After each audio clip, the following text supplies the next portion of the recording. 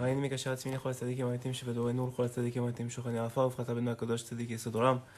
נחלנו מימקור חוכמה רבנו רבי נחמן בן פגה ושמחה נחמה נחמן מאומן זכותו יגן עלינו והכל ישראל אמן.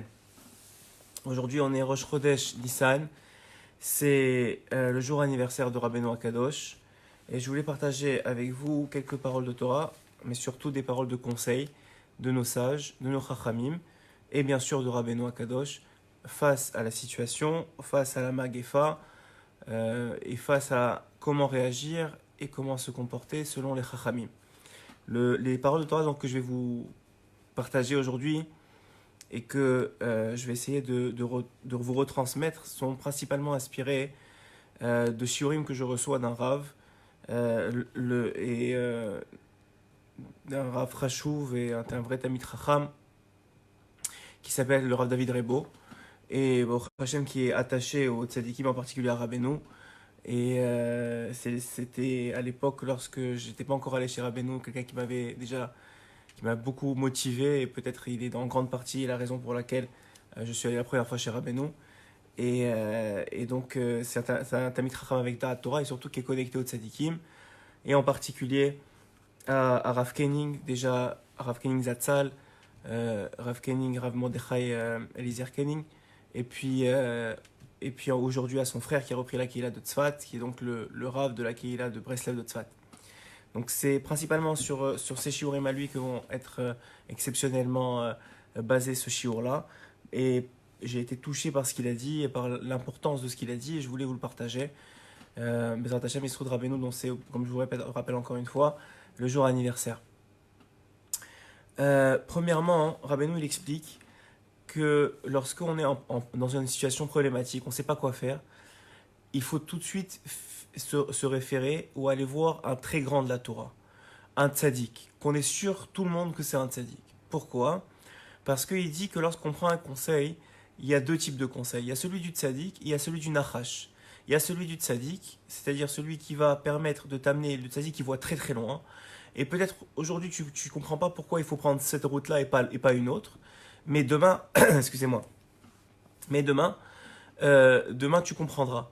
Et demain ou après-demain ou dans un an ou dans 2 ans, tu réaliseras que c'est exactement le bon embranchement à prendre pour arriver à la destination finale qui est bonne. Et le nachash, le conseil du nachash du serpent, des fois tu comprends tout de suite, ah oui, ça fait du sens ce que tu me dis, mais que quand tu te retrouves 5, 10 ans plus tard, tu réalises que c'était pas du tout la bonne chose à faire. Donc, c'est pour ça que Rabbeinu, c'est écrit dans l'Écouté Moran, que Rabbeinu il rapporte que un conseil, c'est comme un mariage, c'est une nisouim, c'est comme si on reçoit une semence de l'autre personne. Une semence, pas physique évidemment, une semence de sa tête, de son darat. Et donc, ça crée une réaction, et cette réaction-là, c'est une réaction qui va nous permettre, pourquoi on appelle ça une semence ? Parce que ça va engendrer d'autres choses, ça va impliquer d'autres choses. Et nous, on n'a pas les yeux pour voir ce que ça implique. Mais le tzaddik, lui, il a les yeux pour voir. Donc, la première chose qu'il faut retenir, c'est que lorsqu'on est dans une situation aussi grave que la nôtre aujourd'hui, même s'il ne faut pas s'alarmer, mais c'est une situation qui atteint le monde entier, il faut avoir les yeux pour voir. Il faut prendre les yeux des tzaddikim, il faut prendre les yeux de la Torah, il faut prendre les yeux des Tanaïm, des Amoraïm, des tzaddikim, ce qu'ils nous ont laissé comme conseil, et des contemporains, des grands des contemporains. Aujourd'hui, le Rav Ephraim Kening, qui est un grand, et qui est le Rav de Tzfat, le Rav Kanievski, le Rav Ishaou Pinto, tous ceux qui sont des grands, connus pour être des grands, et qui donnent des conseils.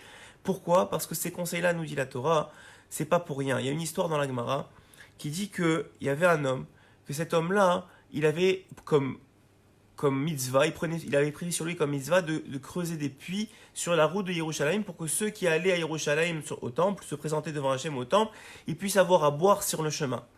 Et puis, lorsque il est arrivé un jour où sa propre fille, elle est tombée dans un des puits. Et puis là, on est venu voir Rabbi Hanina ben Dosa, et on lui a dit, priez s'il vous plaît, qu'est-ce qui se passe avec sa fille, elle est tombée dans un puits. On ne sait pas quoi faire, on n'arrive pas à la sortir, on ne sait pas quoi faire, etc. Et il lui a dit, ne vous inquiétez pas, elle va bien. Ils sont revenus le voir, mais on n'a toujours pas de nouvelles de la fille, qu'est-ce qui se passe ? Ne vous inquiétez pas, elle va bien.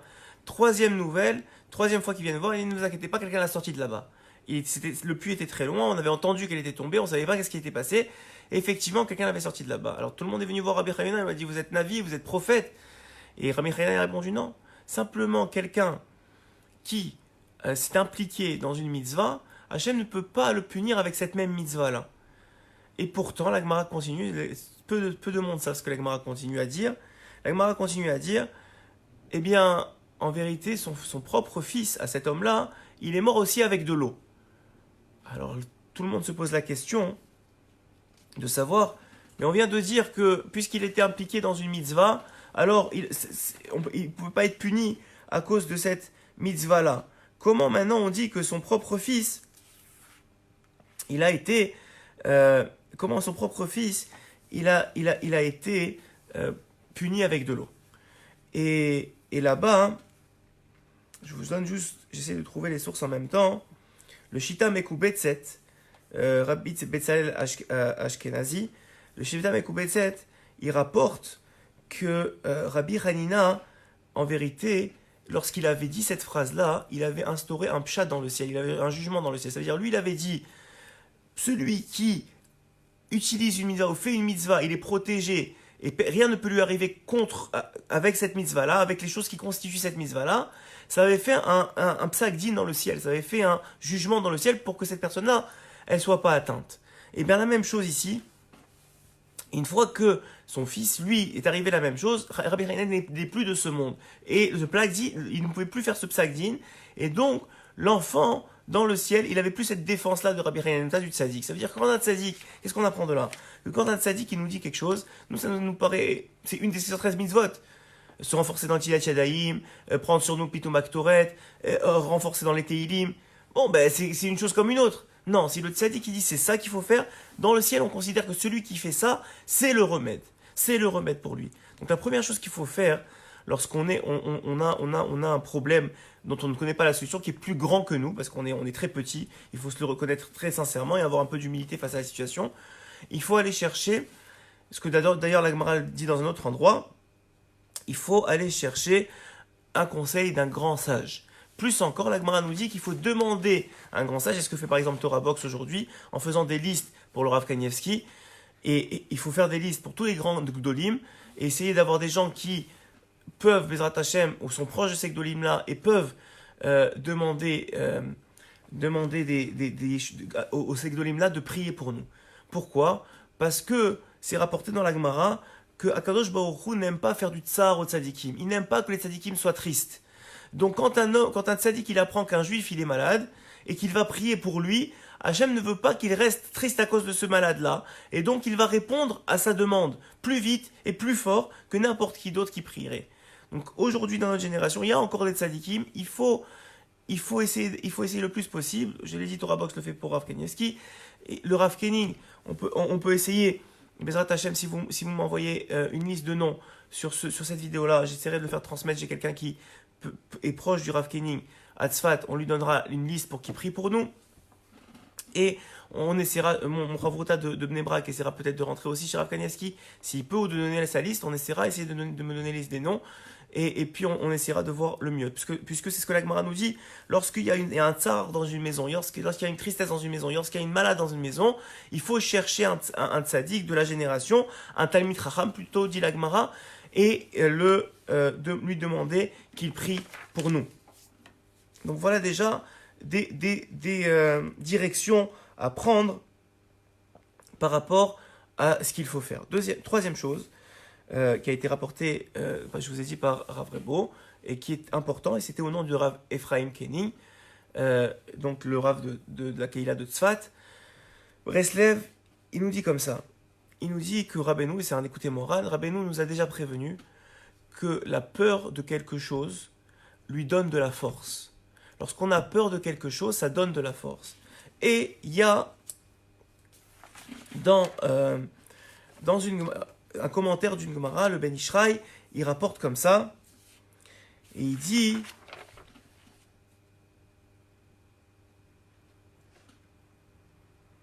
donnez-moi une seconde, je vais vraiment vous donner les bonnes références.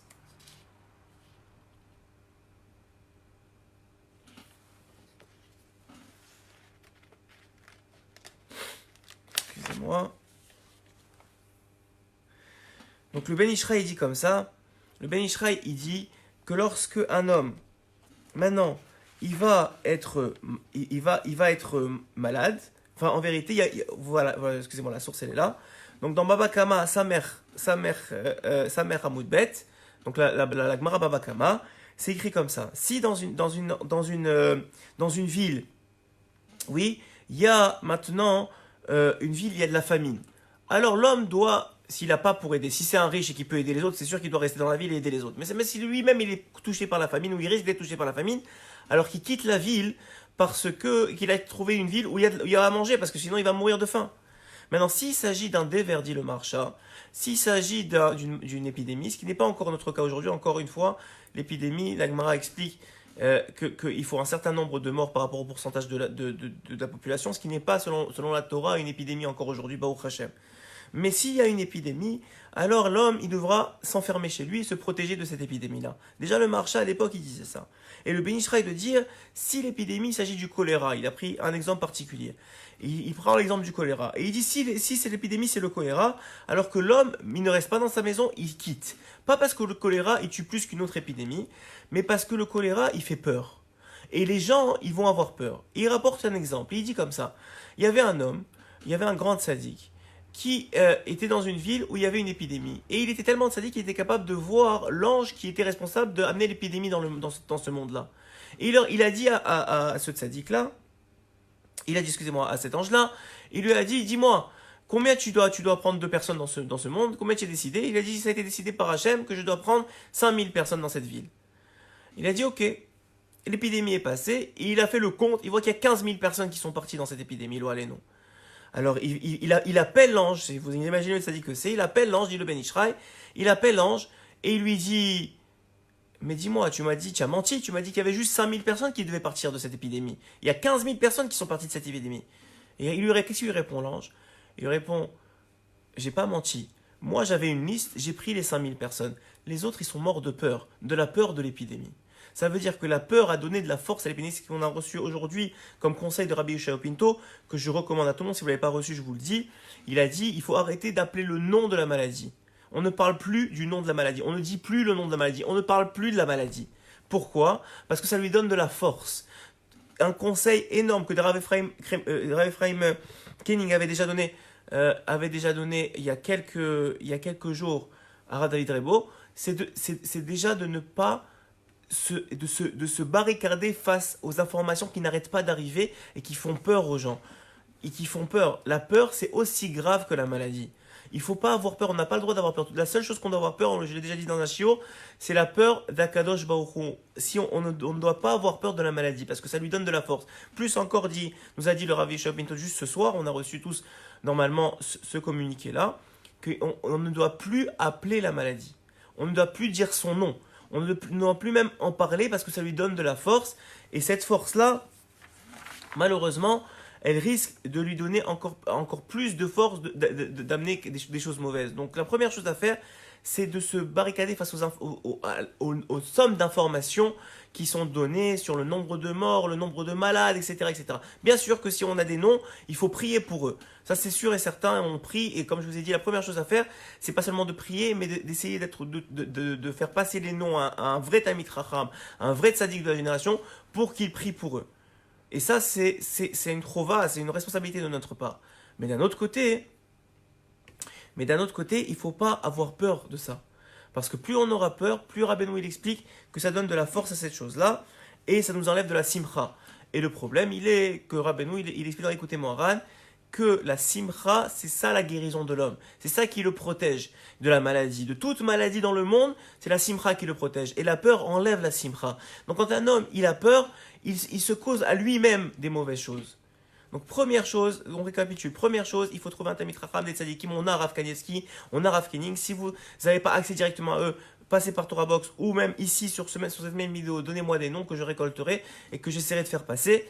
Et Bezrat Hashem, on demandera à des tzadikim de prier pour nous parce que le tzadik, sa prière, elle est répondue beaucoup plus vite et beaucoup plus fort que n'importe qui dans Am Israël.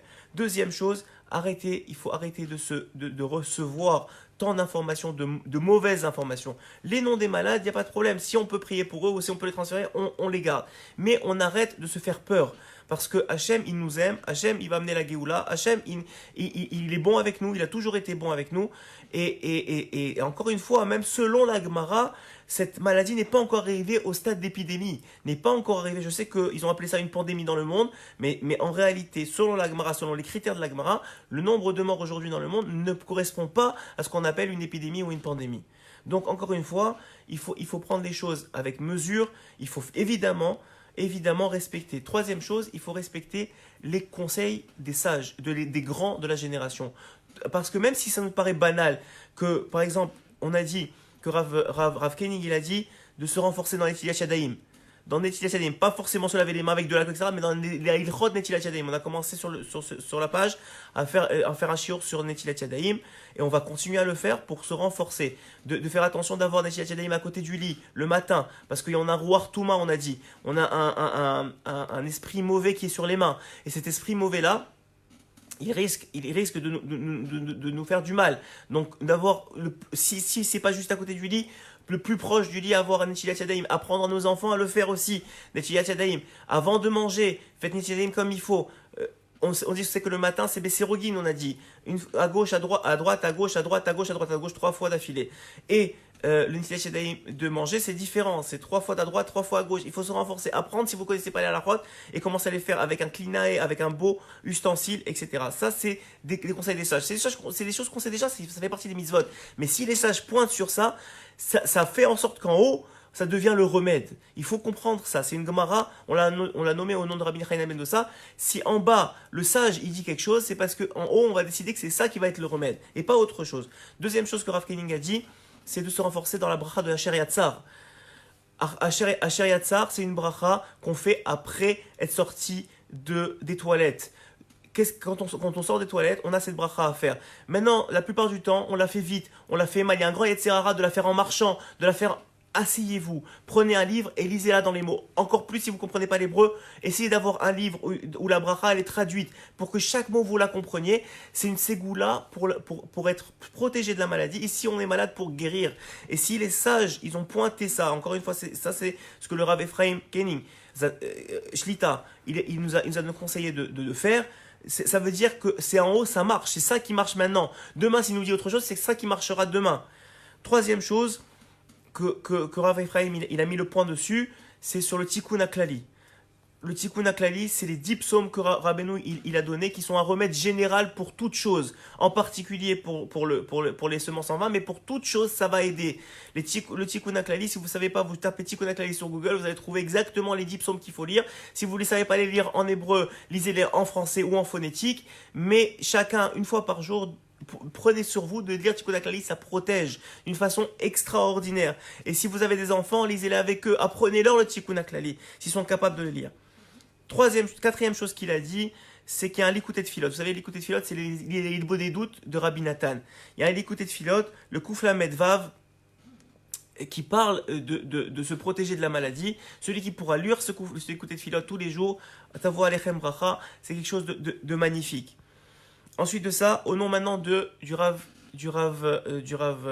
Kanievski Shlita, lui, il a dit, et je le sais de première source, pas quelqu'un qui m'a raconté, qu'il a entendu de lui, directement, qu'il faut se renforcer dans la lecture des Tehillim de façon générale, en plus du Tikkun HaKlali, de se renforcer dans la lecture des Tehillim de façon générale, et de se renforcer dans l'étude de la Torah, parce que il y a eu un grand bitoul Torah, il a dit, ces dernières années. Malheureusement, je ne sais pas pourquoi, il y en a qui disent à cause de la politique, il y en a qui disent à cause d'autre chose, je ne sais pas, on ne sait pas pourquoi, mais il y a un grand bitoul Torah, et Rav Koenig aussi a dit la même chose, Shlita, il a dit que lorsqu'il y a une Gemara qui dit comme ça, lorsqu'on est mévatel, lorsqu'on annule la Torah, lorsqu'on est riche, ça ne veut pas dire seulement dans l'argent, peut-être dans le temps. On avait du temps d'étudier la Torah et on ne l'a pas étudié. Alors Hachem fait en sorte que même quand on est pauvre, c'est-à-dire qu'on n'a plus de temps. Aujourd'hui, on doit s'occuper de nos enfants, on est obligé de se réveiller hyper tôt pour pouvoir faire un shiur parce que on n'a plus de temps pour pouvoir faire autre chose. On est chez nous et pour la plupart d'entre nous, on a nos familles, etc. Donc ça prend beaucoup de temps et d'énergie. Et donc à ce moment-là, et donc, même quand on est pauvre en temps ou pauvre en date, alors on ne pourra pas l'étudier correctement. Mais la fin de la Gemara nous dit, Rav Koenig, elle dit comme ça, elle dit que celui qui étudie quand il est pauvre, c'est-à-dire maintenant, si vous n'avez pas de temps et vous prenez un peu de temps, vous vous réveillez plus tôt, vous réveillez à Khatsot, vous essayez d'étudier la nuit, parce que quand tout le monde dort et que c'est le seul moment que vous avez, et vous prenez sur vous de faire des Teilim ou faire le Tikkun HaKlali comme les conseils des sages, ou d'étudier un peu plus la Torah à ce moment-là, alors à ce moment-là, Hachem, il vous ramènera à Shirut, il vous ramènera quand vous aurez Shirut en richesse, et encore une fois, la richesse, c'est pas une richesse. Et pour tous ceux qui arrivent, je sais que ça arrive souvent sur Facebook, puisque le shiur est donné sur Facebook, d'arriver en plein milieu du shiur. S'il vous plaît, pour ce shiur-là, reprenez-le depuis le début, parce que les conseils, il y en a plusieurs, il faut les prendre. C'est vraiment, c'est rare que je fais un shiur à cette heure-là, mais j'ai trouvé important, lorsque moi-même j'ai écouté le shiur de Rav Rebo, de le transmettre, parce que Béhémet, c'est important de comprendre qu'est-ce qu'il y a à faire aujourd'hui. C'est presque vital aujourd'hui de savoir, de ne pas tomber dans l'erreur, de ne pas tomber dans le conseil du Nachash, de ne pas tomber dans le conseil du serpent et de compter dans le conseil des tzadikim. Ceux qui voient loin, pas ceux qui voient juste devant eux, ceux qui voient loin et qui savent ce qui va marcher à long terme pour nous, pour notre éternité, pas seulement même pour ce monde-ci, même pour notre éternité. Et puis, finalement, ce qui m'a motivé à faire ce shiur, c'est le dernier conseil, qui est peut-être le plus important, c'est celui que Rabbeinu lui-même a appliqué. Rabbi Nachman de Breslev, c'est encore une fois aujourd'hui que son mérite nous protège, que c'est aujourd'hui son jour anniversaire et qu'on sait que la lumière du jour anniversaire du tzaddik, elle répand dans tous les mondes, et dans ce monde, c'est sûr qu'elle répand aussi, et qu'elle va nous protéger et qu'elle va amener une réfoua chez les mains pour tous les malades Bezrat Hashem. Et donc là, Rabbeinu, il dit comme ça. Lui-même, il avait une fille qui s'appelait Sarah, qui était une fille très très chère à ses yeux. Il l'a considérée comme prophétesse. C'est rapporté dans Chaim Oharan qu'il l'a considérée comme prophétesse. Ça veut dire vraiment d'une grande gdoucha. Cette fille-là, elle s'appelait Sarah. Et cette fille-là, elle était très malade, souvent très malade. Et il a dû appliquer des conseils de la Torah et des conseils que lui, il a appliqués pour la guérir souvent. Un des conseils, c'est qu'une fois, elle avait très très mal. Et elle est venue voir son père. Et il lui a dit, papa, j'ai très très mal. Et il lui a répondu, ma fille, sois en joie et tu n'auras plus mal. Et alors elle lui a dit, mais comment je peux être en joie, j'ai mal. Il lui a dit, force-toi, fais quelque chose qui va te rendre joyeux, danse, mets de la musique à fond chez toi, danse, fais quelque chose qui va te rendre joyeux, éloigne la hatzvout de toi, éloigne la tristesse de toi, mais fais exprès, fais semblant au début, mais tu verras que ça ira mieux après. Effectivement, c'est ce qu'elle a fait, elle a mis la musique à fond.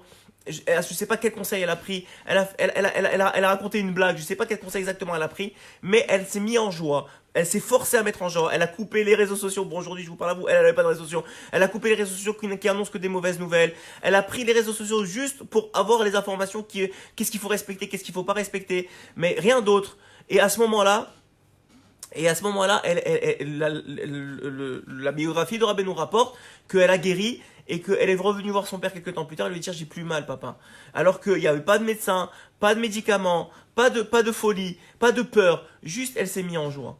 Donc combien il faut se renforcer dans la joie aujourd'hui, c'est le 5e conseil que je vous donne, je ne sais pas, je ne les ai pas tous comptés, mais c'est le 5e que je vous donne, après le fait d'aller demander que les tzadikim prient pour nous, après le fait que je vous ai dit que d'écouter les conseils des tzadikim, Netilat Yadayim, Yasher Yatzar, Tikkun HaKlali, l'écouter de Filot, se renforcer dans l'étude de la Torah, ça c'est des conseils mamash que les tzadikim y donnent aujourd'hui.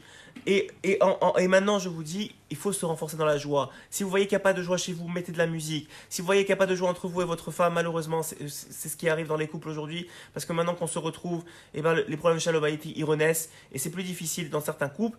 Eh bien, il faut faire attention d'être plus joyeux, de faire une blague, de sourire quand même, de se concentrer sur ce qui va nous apporter de la joie, sur le côté positif, que nous, peut-être dans notre famille, on n'est pas malade, Baruch Hashem, qu'on peut encore faire Shabbat, on peut encore prier, on peut encore faire des filotes, on peut encore se renforcer dans la Torah. Et ça, c'est peut-être le plus gros message que je donne depuis le début de l'épidémie, et j'espère que vous pourrez partager ce message-là. Et on va finir avec le dernier conseil. Le dernier conseil, c'est aussi avec Sarah et Rabbeinu Akadosh, Rabbi Nachman de Breslev, quand sa fille Sarah était très très très malade. Il était très inquiet pour elle. Et son grand-père est venu dans son rêve, son arrière-grand-père, excusez-moi, donc le Baal Shem Tov Akadosh. Il est venu dans le rêve de Rabbi Nachman. Et il lui a dit, pourquoi tu es triste, mon petit-fils? Et il lui dit, grand-père, ma fille elle est très malade. Elle est presque peut-être sur le bord de mourir. Comment tu veux que je ne sois pas triste? Alors il lui dit, ne t'inquiète pas.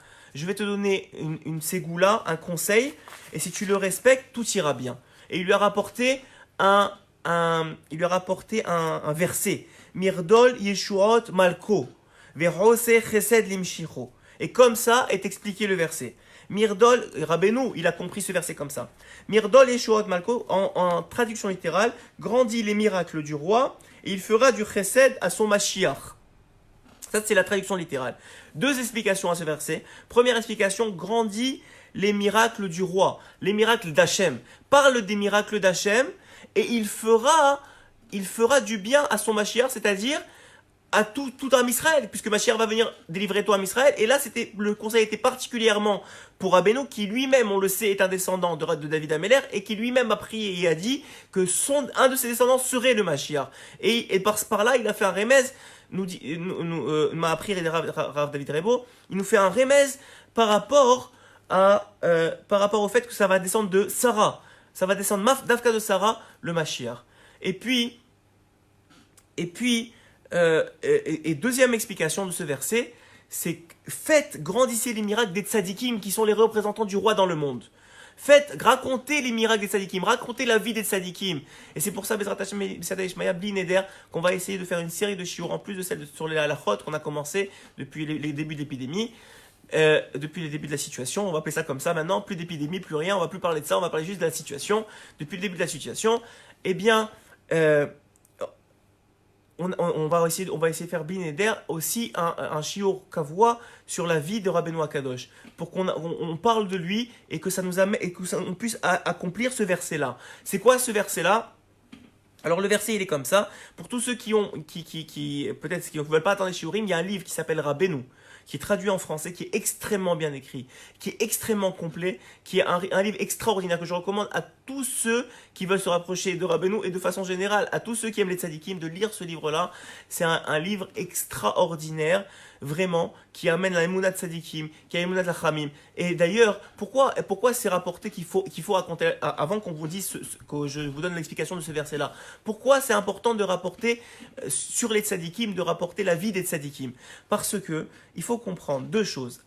Premièrement, le fait qu'on parle des tzadikim et qu'on raconte leur vie, ça prouve qu'on a de la émouna, qu'on a de la foi en les miracles qui sont racontés. On a de la foi que c'est vrai, même si c'est au-dessus de la nature des choses, et que quelqu'un qui est pas dans la Torah, il va te dire mais tu es fou, ça peut pas arriver une chose pareille. Nous on croit que c'est vrai parce qu'on croit que les tzadikim ils sont au-dessus de la nature. Ils sont déjà dans l'Olam Haba, ils sont déjà en haut, ils sont déjà dans les mondes supérieurs, même s'ils vivent encore dans ce monde-ci. Deuxième chose, c'est que quand on raconte l'histoire des tzadikim à nous-mêmes, à notre famille, à nos femmes, à nos enfants, il faut savoir une chose. Il faut savoir qu'en vérité, on est en train de dire à Hachem, moi je te sers pas comme ce tzaddik-là. Moi, j'arrive pas à te servir comme lui.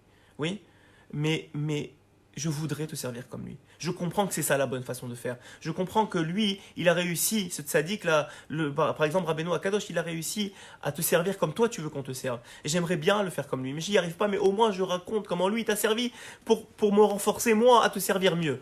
Et c'est une deuxième façon de comprendre les choses. Maintenant, deuxième explication du verset que je vous ai cité. Mirdol Yeshuot Mako, Verose Chesed Limshicho. Et donc, grandir les miracles des tzadikim, donc raconter les miracles des tzadikim, et il fera du chesed à qui? Il fera du chesed aux descendants de David, donc qui est donc le Mashiach, mais aussi l'imsicho, à tout celui qui racontera ou qui partagera les histoires des tzadikim, puisque c'est une façon de raconter aujourd'hui. Partagez maintenant, regardez, moi ces histoires, je les ai écoutées de Rabbi David Rebo. Rabbi David Rebo les a lues dans Korveor. Korveor, c'est un livre qui a été écrit par le fils du shamash de Rabbi Nathan. Rabbi Nathan, c'est le plus grand élève de Rabbeinu. Rabbeinu Akadosh, il a eu un élève qui a transmis toute sa Torah, c'est Rabbi Nathan. Rabbi Nathan, il a eu un élève qui était son shamash, qui était son bras droit, et excusez-moi, qui était son bras droit, et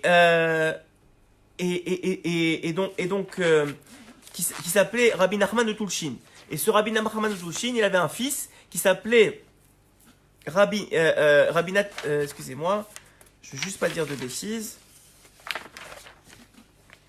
Oui, qui s'appelait Rabbi Avraham ben Rabbi Nachman, et lui, donc c'était son fils, et lui, il a écrit Korveor. Et dans Korveor est rapporté les trois histoires que je vais vous raconter, qui en vérité ont été utilisées par Rabbeinu Akadosh pour guérir sa fille. C'est-à-dire que Rabbeinu, en vérité, il avait compris le verset du rêve le Baal Shem Tov est venu lui dire en rêve, et il avait compris que maintenant la solution pour guérir sa fille, c'était raconter des histoires de tzadikim. Et quelques temps plus tôt, il était parti dans la ville du Maharsha, qui était mort 200 ans plus tôt. Le Maharsha, c'est Rav Eliezer Idolz. Rav Eliezer Idolz, il a vécu dans les années 1500, le Maharsha. Et c'est un commentateur extraordinaire de la Gemara. C'est un commentateur qui explique, en particulier les Tosfot dans la Gemara, qui explique de façon extraordinaire, c'est Matok Mitvash. Quand vous lisez le Maharsha, c'est du miel qui rentre dans votre esprit et dans votre corps. Et le Maharsha, c'est un commentateur extraordinaire qui explique en particulier aussi les Agadot très difficiles du chasse. Et lui-même, il a été un grand tzaddik à son époque.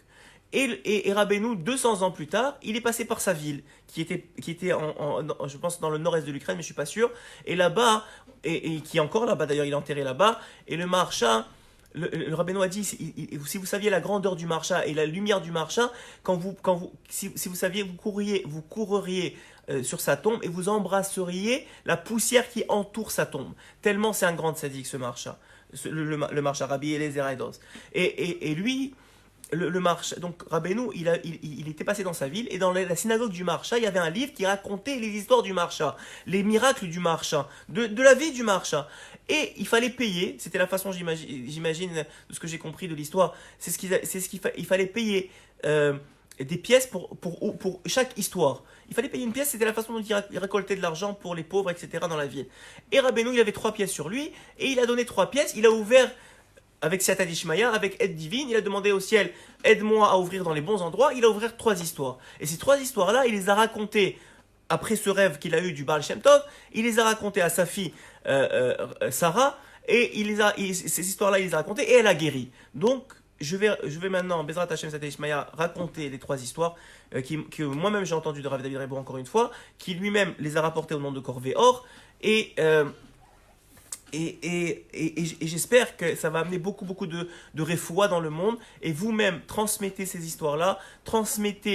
Soyez de ceux dont le verset s'applique. Mirdoy Yeshurot Mako Ve'oseches et Mishiro. Ceux qui raconteront les histoires de Tzadikim. Alors Hachem fera du chesed, de la bonté avec ceux qui les raconteront. Donc soyons de cela. Moi-même, c'est ça que je vais vous faire avec vous maintenant. C'est le dernier conseil que je vous donne pour cette vidéo, c'est de raconter les histoires des tzadikim. Et on va raconter les 3 histoires qui sont marquées dans le Corvé Or et qui finalement vont être celles du Maharsha qu'a raconté Rabbeinu à sa fille Sarah. Et voici la première histoire. Le Maharsha, c'était le rave de sa vie. C'était un grand Talmid Chacham qui ne quittait presque pas le Bet Midrash. Il avait une yeshiva et il était assis du matin au soir en train d'étudier à la yeshiva. C'était un Talmid Chacham Hatsoum, il ne quittait pas les yeux de la Torah. Un peu aujourd'hui comme Rav Kanievski qui reste chez lui, qui étudie nuit et jour, si ce n'est pour donner des conseils aux gens. Un peu comme tous les grands tzadikim de toutes les générations, c'est la Torah qui les a sauvés, c'est la Torah qui les a protégés, c'est la Torah qui les a fait grandir. Celui qui est attaché à la Torah, qui étudie la Torah nuit et jour, il ne peut que profiter de ça. Il ne peut que être protégé de ça. Et nous qui ne sommes pas à ce niveau-là, là on fait le maximum qu'on peut. Là on a du temps, là on peut, alors on essaie d'étudier plus, on essaie de transmettre plus. Alors le Maharsha, il étudiait nuit et jour la Torah. Et il y avait, lui il était rave d'une petite ville. Mais il y avait à l'époque des rabbanim qui étaient des raves sur plusieurs villes, qui chapeautaient plusieurs villes. Et la coutume à l'époque, c'était que le rave de la petite ville venait régulièrement rendre visite au rave qui chapeautait toutes les villes pour lui rendre compte de ce qui se passait dans sa ville et pour lui demander la permission de continuer dans son derrière, dans son chemin. Et qu'est-ce qui se passe avec le Maharsha ? Le Maharsha n'était jamais allé voir le rave des grandes villes. Alors le rave des grandes villes, de toutes ces villes-là, le grand rave, lui, il a toujours donné le kafsrout, il a toujours donné le DB6 du doute au Maharsha. Il s'est dit, ça doit être un grand Talmid Chacham, il ne veut pas quitter le Bet Midrash, et c'est pour ça qu'il ne vient pas me voir. Mais un jour, lui-même, le grand rave, s'est rendu dans la ville du Maharsha. Et alors que tout le monde est venu l'accueillir, le Maharsha, lui, n'est pas venu l'accueillir. Il a bien remarqué que le rave de la ville, le Maharsha, n'est pas venu l'accueillir. Et c'était pas Kavod Torah, c'était pas pour l'honneur de la Torah, mais il a quand même donné Kafsrout. Il lui a dit, le Maharsha, sûrement qu'il quitte pas son Bet Midrash, il étudie toute la journée, c'est pour ça qu'il ne veut pas venir me voir, et qu'il ne veut pas venir m'accueillir. Donc moi-même, il s'est dit le rave, moi-même, je vais aller le voir lui. Donc vous voyez déjà que c'était un grand rave, c'était pas quelqu'un de petit. Il s'est rapetissé lui-même pour pouvoir et aller voir dans la yeshiva, il a demandé où est-ce qu'est la yeshiva du marcha, il est parti voir le marcha là-bas. Et il voit le marcha effectivement en train de lire, les yeux rivés sur la Gemara, et même quand le Rav il rentre dans la yeshiva et que tout le monde se lève, le marcha lui ne va pas et ne se lève pas pour le Rav. Et là encore il dit ça doit être vraiment quelqu'un qui ne perd pas une seconde de la Torah, et c'est pour ça qu'il ne veut pas se lever pour moi. Mais en même temps que lui il rentre et que tout le monde se lève, à ce moment-là il y a un jeune bachour, un jeune homme qui rentre dans la yeshiva et le marcha se lève pour lui, pour le jeune homme. Et il commence à l'enlacer, il commence à lui donner des livrets chizouk, il commence à lui parler de Torah. Et le grand rave des villes, qui chapeautait la ville du marcha, il est estomaqué. Il dit comment? Moi je lui ai donné Kav Zérout. Dans sa tête il se dit, moi je lui ai donné le bénéfice du doute, qu'il n'est pas venu pour moi, parce qu'il ne s'est pas levé pour moi, pour le Kavod Torah que je représente. Peut-être pas pour moi, mais lui dans sa tête il se disait pour le Kavod Torah, pour l'honneur de la Torah que je représente, il ne s'est pas levé pour moi. Et pour un bachour, qu'on connaît Nida dans l'Idev, comme on dit, lui il se lève. Et il commence à faire honte au marcha devant tout le monde. Il commence à presque crier sur le marcha en lui disant comment tu n'as pas honte, que tu n'es pas venu me voir dans ma ville, que tu n'es pas venu me voir quand je suis arrivé, que tu n'es pas venu tu t'es pas levé quand je suis rentré dans le Beth Midrash. Et comme ça, et pour celui-là tu te lèves. Alors moi j'ai tenu du Kav Zérout, mais là je vois que j'ai pas bien fait de tenir du Kav Zérout. Et le marcha le calme et lui dit la chose suivante. Et lui dit écoutez, ne vous énervez pas. La réalité, c'est que cet homme-là, c'est le Gil. Premièrement, il lui a dit comme ça. Il a dit la réalité, c'est que cet homme-là va mourir dans 2 heures. Et donc, je me devais de l'accueillir avec les bras ouverts et de le renforcer en Torah. Alors, en vérité, quand il a entendu ça, le Rav, il a pas cru le marcha. Il a dit qu'est-ce qu'il raconte, il veut juste s'en sortir. Et il n'a pas cru le marcha. Et puis, qu'est-ce qu'il a fait? Il est sorti avec le jeune Bachour, il a couru après lui, il a marché avec lui. Et pour s'assurer que pendant les 2 heures qui vont suivre, il allait tout le temps avec lui, et il n'allait pas se faire tuer. Donc il allait annuler les paroles du marcha. Et 2 heures plus tard, exactement quand le marcha l'a dit, il y avait, qui passait par là, par l'endroit où ils étaient, il y avait un goy, l'histoire elle raconte que c'est un grand riche, qui avait pour amusement de faire de la chasse. Et il est arrivé qu'à ce moment-là, au lieu de tirer sur une bête, la balle a dévié, et elle a dévié sur le jeune homme. Et le jeune homme, exactement 2 heures après que le marcha ait parlé, il est mort. Et là, le Rav a compris son erreur, a compris combien grand était le marcha. Et il a couru chez le marcha, il lui a dit « Mais vous aviez raison, je suis désolé, je m'excuse, il est mort, et je savais pas que vous étiez d'un tellement grand niveau, et que vous connaissiez l'avenir. » Et le marcha, il lui a dit, maintenant à cause de toi, on va m'annoncer un autre mort tout de suite. Et quelqu'un, il rentre à ce moment-là, et on annonce au marcha qu'il y a quelqu'un qui est mort dans la ville. Et le Rav, il est estomaqué, il dit, mais pourquoi? Mais qu'est-ce qui se passe? Mais je vais t'expliquer. Cet homme-là, ce jeune homme-là, c'était le Gilgoul de Achav, le roi Achav. Le roi Achav devait revenir pour réparer des choses dans cette vie-là. Il est revenu dans la forme de ce jeune homme-là. Et il devait mourir d'une certaine façon. Et l'ange qui devait être responsable de le tuer, il a été créé en même temps que sa naissance. Et il attendait en dehors de la ville, à un certain endroit, aujourd'hui pour le tuer. Maintenant, à cause de toi, que ce jeune homme-là, il n'est pas parti à cet endroit-là, parce que tu l'as amené dans un autre endroit, il devait mourir et il est mort, et quelqu'un d'autre, cet ange-là qui était créé pour tuer ce jeune homme-là, il a tué quelqu'un d'autre, à sa place. Et donc maintenant, tu es responsable de la mort de ce quelqu'un d'autre. Et là, il tombe la face par terre. J'espère que je rapporte l'histoire comme il faut. C'est très important de rapporter l'histoire dans les détails. Si je ne la rapporte pas, qu'Hachem me pardonne. J'essaie de faire le maximum de ce que j'ai compris de l'histoire que moi-même j'ai écouté. Et Bezrat Hachem, qu'elle soit le plus vrai possible. Et donc ce rave-là, le grand rave de ces plusieurs villes, il tombe la tête par terre et il dit « Mais comment je peux faire tchouva? Mais comment je vais faire maintenant? Mais je suis désolé, mais je ne savais pas. » Et là, le marcha de lui dire ton tikkun maintenant, c'est de laisser la royauté, on parlait du roi justement, la couronne de la rabbanout, tu dois la laisser de côté, tu dois arrêter d'être rave et tu dois maintenant être taxi. Alors taxi, à l'époque c'était des charrettes, être taxi d'une charrette, et c'est ça maintenant jusqu'à la fin de ta vie, ça va être ça ton travail pour faire ton tikkun. Et c'est ce qu'il a pris sur lui, il a arrêté d'être le rave, il a démissionné de sa place de rave et il est resté taxi toute sa vie. De là, on voit la grandeur du marcha. Il était capable, et de la grandeur de tous les tzadikim, mais le marcha, bien sûr, c'est un niveau énorme. Et comme il a dit Rabbeinu, que c'est une lumière extraordinaire. Mais encore une fois, on voit de là quoi que la grandeur de cette sadique-là, qu'il était capable de voir les Gilgulim, capable de voir les choses. Et encore, ça nous renforce. Quand un grand de notre génération, il dit quelque chose, il faut l'écouter. Il ne dit pas juste une mitzvah par hasard. Il dit cette mitzvah-là. On répète encore. On a dit que Rav Ephraim Kenning, il a dit Netilat Yadaim, Asher Yatzar, Tikkun HaKlali, le Likutet Fitol Kuf Lamed Vav. Oui, on a dit que Rav Kanievski, il a dit l'étude de Torah et les Teilim. C'est important, c'est pas pour rien qu'ils ont dit ces choses-là. Ils auraient pu dire autre chose. Il y a des grands tzadikim qui ont dit Pitom Aktoret. Le Rav Morgenstein, il a dit Pitom Aktoret. De lire Pitom Aktoret même en dehors des moments de tfila.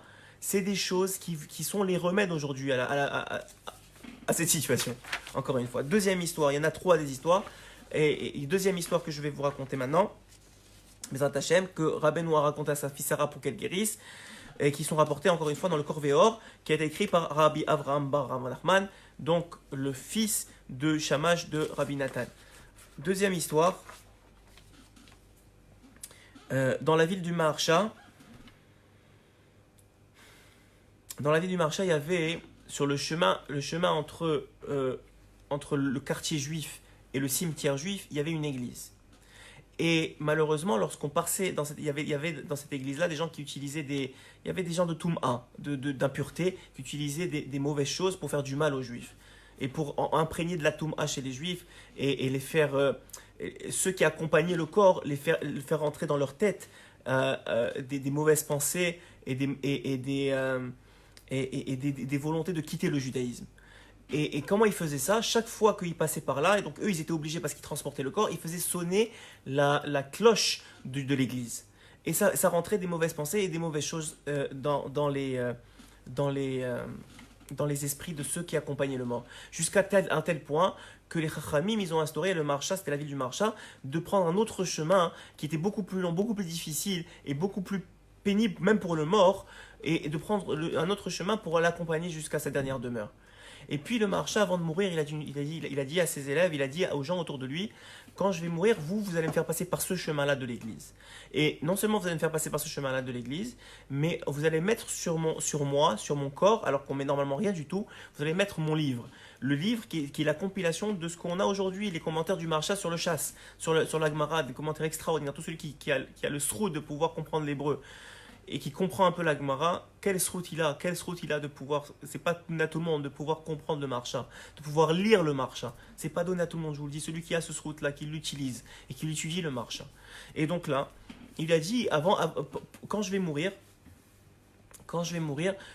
s'il vous plaît, faites-moi passer par ce chemin-là, et surtout, arrêtez-vous devant l'église. Effectivement, c'est ce qu'ils ont fait. Lorsqu'il est parti de ce monde, mourir, c'est pas un bon moment pour le Maharsha. Il est niftar, il a juste passé d'une vie à l'autre, d'une vie temporaire à la vie éternelle. Et il est passé dans ce moment-là. Et effectivement, il l'a arrêté. Et là, tout le monde a témoigné que le Maharsha, il était donc niftar en vérité, mais on sait que les tzadikim sont vivants. Il s'est assis, il s'est levé, il était censé être mort. Il s'est levé, il s'est assis, il a ouvert son livre et il a commencé à le feuilleter, à lire des pages du livre. Et au fur et à mesure qu'il lisait des pages du livre, l'église et les gens qui étaient autour de Toum'a, qui avaient fait ce stratagème-là pour éloigner les juifs du judaïsme, ont commencé à s'enterrer dans la terre. Comme Korach, où la terre s'est ouverte, là aussi, le Maharsha a provoqué le miracle, la terre s'est ouverte et que l'église de sa ville s'est enterrée dedans avec les gens qui étaient dedans.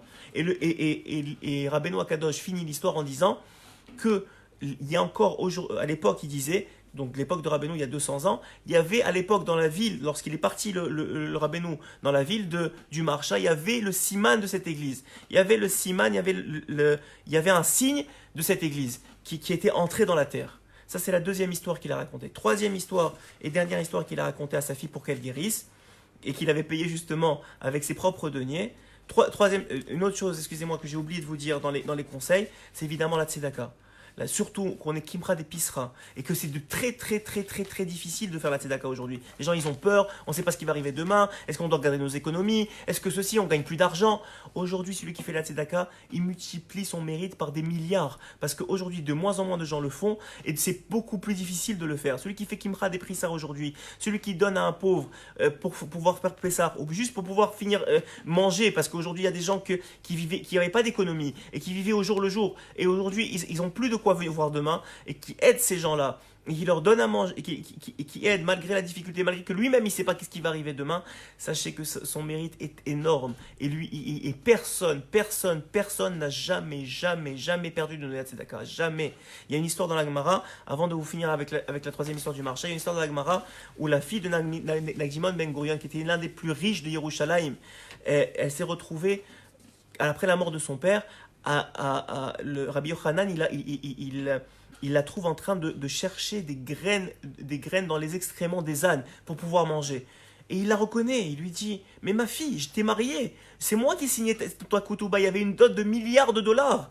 Comment toi, c'est pas à l'époque c'était pas des dollars, mais beaucoup d'argent, comment tu peux te retrouver maintenant, quelques années après la mort de ton père, à avoir tout perdu, à devoir manger de l'excrément des ânes? Et qu'est-ce qu'elle lui répond?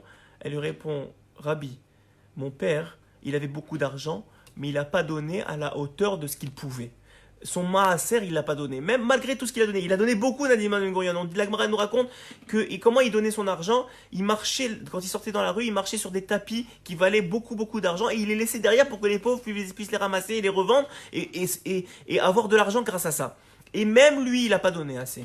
Alors, à plus forte raison, on a vu Yehuda qui en temps de famine, alors qu'il avait de l'argent pour donner aux autres, il est parti de la ville parce qu'il ne voulait pas être importuné. Et il s'est retrouvé qu'il a eu 3 enfants Rechaim et qu'il a eu 2 qui sont morts. Et il s'est retrouvé dans les tsars pas possible.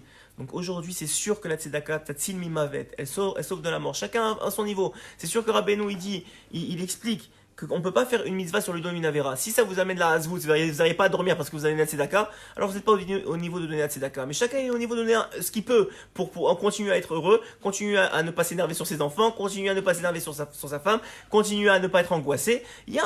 On a tous peut-être un peu d'économie. On peut donner une partie de ça pour la tzedaka, pour Kimcha d'Episra, et personne n'a jamais perdu de ça. Jamais. Depuis la création du monde, personne de la tzedaka n'a jamais perdu. C'est une garantie d'Akadosh Baruch Hu. Alors, ça aussi, c'est un conseil énorme qu'on peut faire, surtout maintenant, dans la situation où on est.